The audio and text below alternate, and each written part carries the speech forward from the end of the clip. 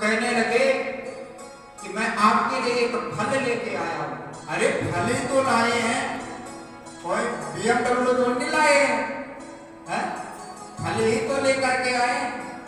तो प्यारे आत्मदेव जी महाराज ने फल धुंधली को दिया और कहा देवे इससे हमारी संतान होगी। धुंधली ने कहा क्योंकि धुंधली तो पहले धुंधुम अज्ञानम कारयति इति धुंधली, जिसके खोपड़े में अनेकों प्रकार के सवाल चले हैं कभी। अब ये क्या कहती है? ये कहती है कि फल से कोई संतान होती है, पर आत्मदेव जी वो कहती है कि हे प्रभु इस फल को तो खाएंगे पर अभी नहीं, क्योंकि हमारे पूर्वज भी कहते हैं कि फल को स्नान करने के बाद खाना चाहिए। तो अभी तो मैं स्नान ही किया ही नहीं। आत्मदेव जी भोले भटके बेचारे अपने पांडित्य कर्म में चले गए, देवी को वहां फल दे दिया। अब देवी मनन करने लगे अरे फल से कोई संतान होती है? मेरे पति देवता की जो खोपड़ी है वो किसी ने हिला रखी है, फल से कोई संतान होती है? तो प्यारे अनेक कुतर्क कर रही है। एक पड़ोस वाली बहन आई, अरे धुंधली कैसे परेशान दिख रही है? बोल क्या बताऊं, मेरे पति देवता ने एक फल ले आया और कहते हैं कि इससे संतान होगी। क्या आपने कभी आज तक सुना है कि फल से कोई संतान हुई है? देवी ने कहा ये तो मैंने कभी नहीं सुना। तो उसने कहा, उनके आपस में वार्तालाप चलने लग गई। बहुत देर हुई, आपस में वार्तालाप चले, फिर भी धुंधली परेशान है। तो एक सखी बहन आई, उसने कहा धुंधली को आजकल बहुत ज्यादा चिंतन करती है, क्यों? ऐसा क्यों है?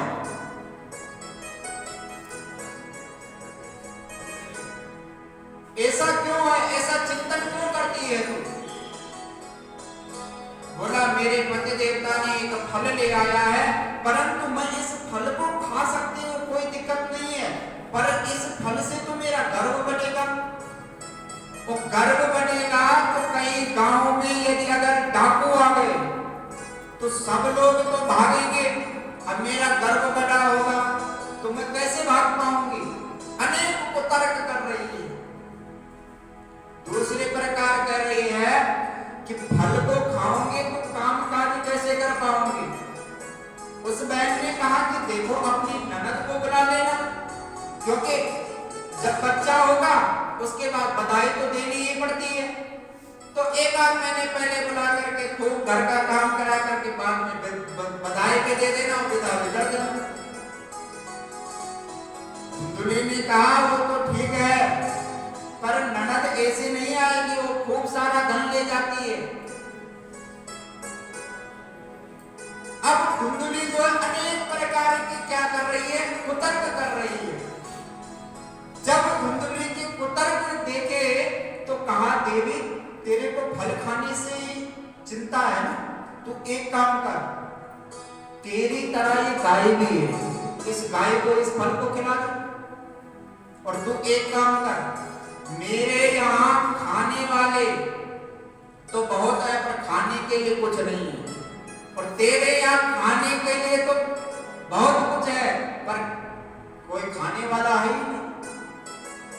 पर मेरा भी गर्व है, अब का जो मेरा बालक होगा मैं निश्चित ही आपके घर दे दूंगी उसे, और तो पाखंड का भेष बना। अब धुंधली की ये बात समझ में आ गई, क्योंकि धुंधली भी वैसे और मित्र भी वैसे मिल गई, तो क्या सखी सहेली तुम बन जाओ, तो सखी भी वैसे मिल गई। अब ये धुंधली जो है पाखंड का भेष बनाती है, एक मोटा कपड़ा लेती है और पूरे पेट में बांध देती है। अब इतना पाखंड इसने किया, आत्मदेव जी महाराज को लगा कि सच में बालक है, परंतु ये तो पाखंड में चल रही थी। जैसे उस बहन का बालक हुआ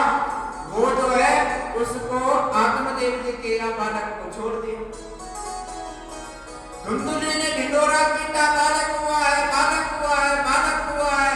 आत्मदेव जी महाराज आज प्रसन्न हो गए, क्योंकि उनकी जो साधना थी वो सफल हो गई ना। उनको नहीं पता इस चीज में क्या, परंतु वो प्रसन्न हो गए। आत्मदेव जी महाराज बहुत खुश है कि हे प्रभु, जैसी मेरी कामना थी आज तूने प्रसन्न कर दिया मेरे को। ब्राह्मणों को बुलाया, स्वस्ति न इंद्रो, स्वस्ति वाचन के द्वारा अनेक प्रकार से दान दिया, ब्राह्मणों को प्रसन्न किया। अब जब प्रसन्न किया तो पहले जात कर्म संस्कार होता है, तो जात कर्म संस्कार किया।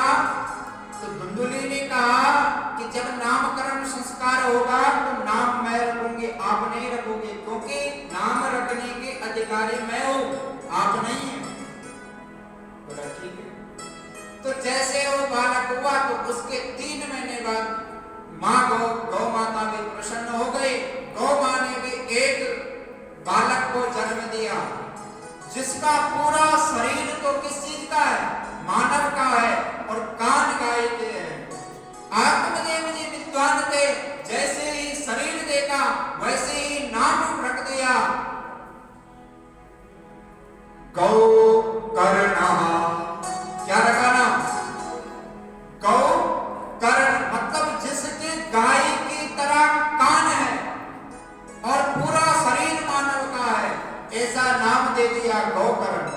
धुंधुली ने कहा इसका नाम मैं रखूंगी, मेरा नाम धुंधुली, तो इसका नाम धुंधुकारी। क्या नाम है? धुंधुकारी। तो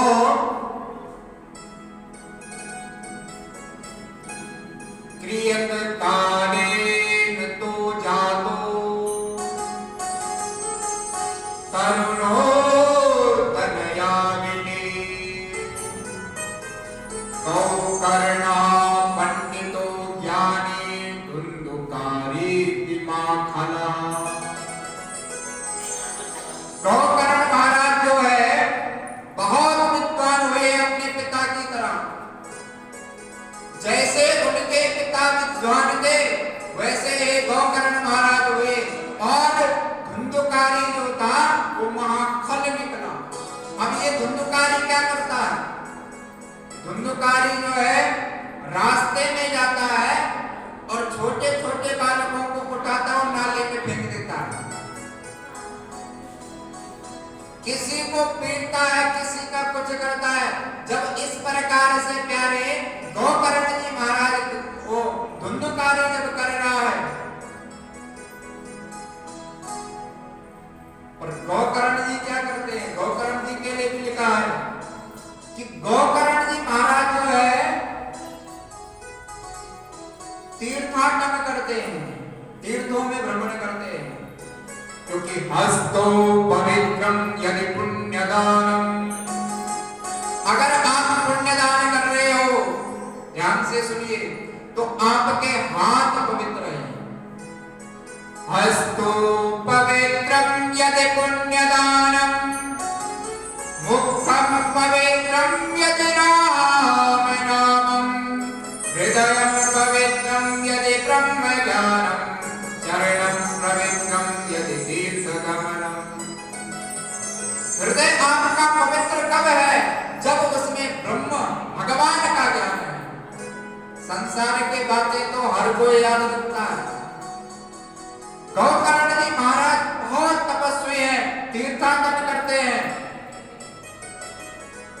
और प्यारे ये धुंधुकारी जो है कभी किसी को छल देता, कभी किसी को फेंक देता, कभी किसी को पटक देता, कभी किसी के गांव में आग लगा देता।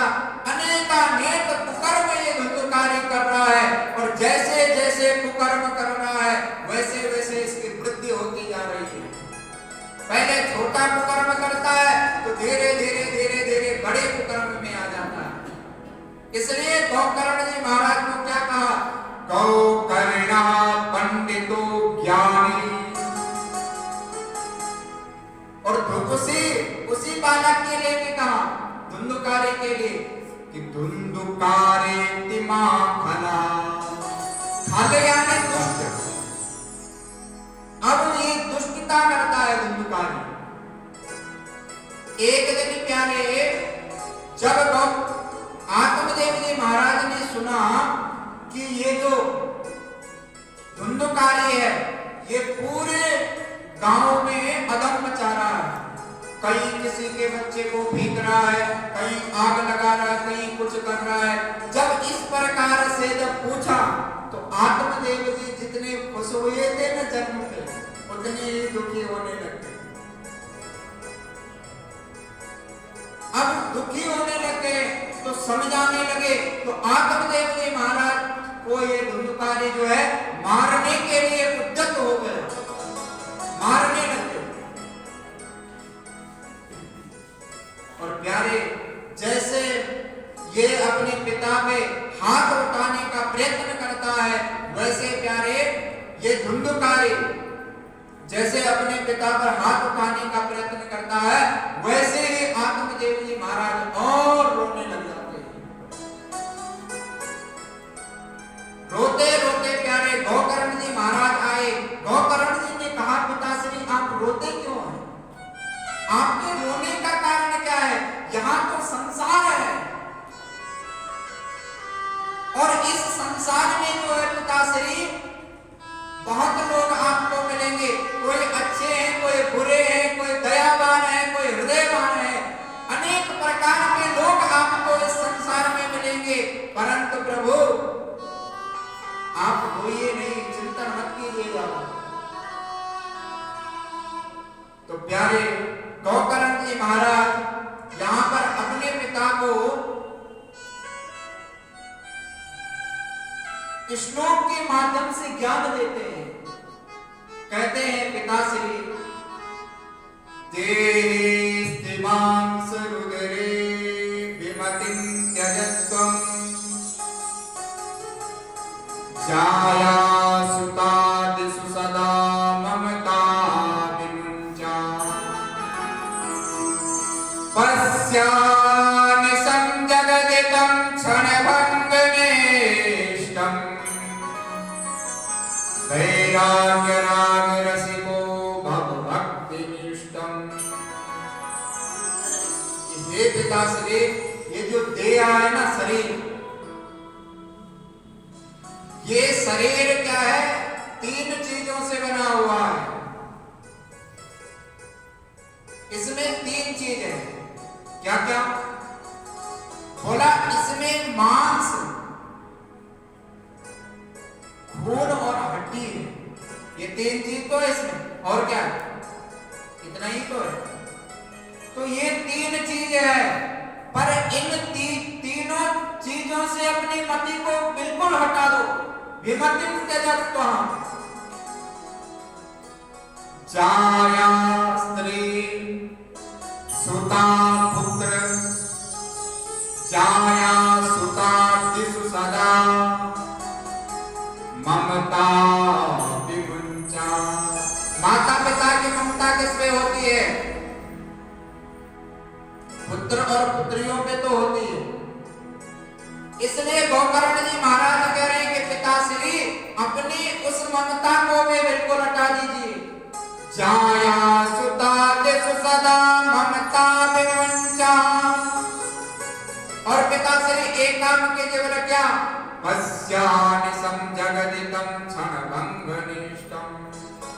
पश्या उस भगवान की ओर देखिए आप।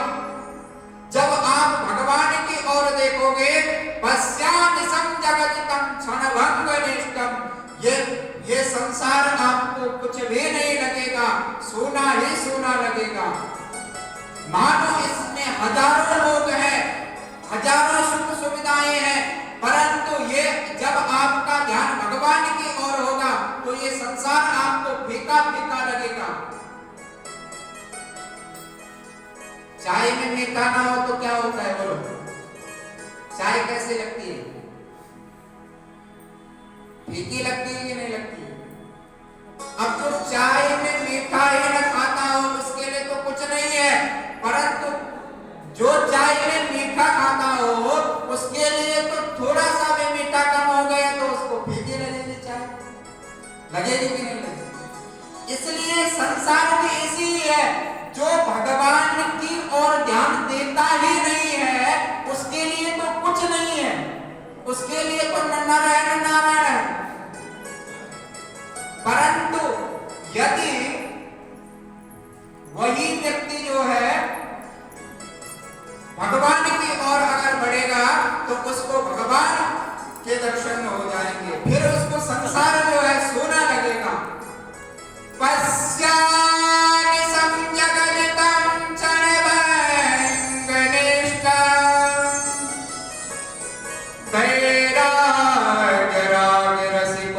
भवभक्तिनिष्ठा।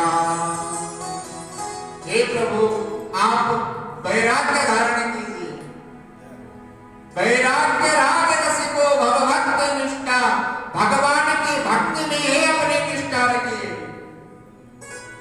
और जब भगवान की भक्ति में आप अपनी निष्ठा रखोगे तो आप जरूर सफल होंगे। बोला अच्छा, बोला हाँ। गौकर्ण जी महाराज अपने पिता आत्मदेव जी महाराज को दूसरा श्लोक समझाते हैं। क्या कहते हैं? धर्मं भजस्व सततम्। ब्रह्मदेव भगवान की जय।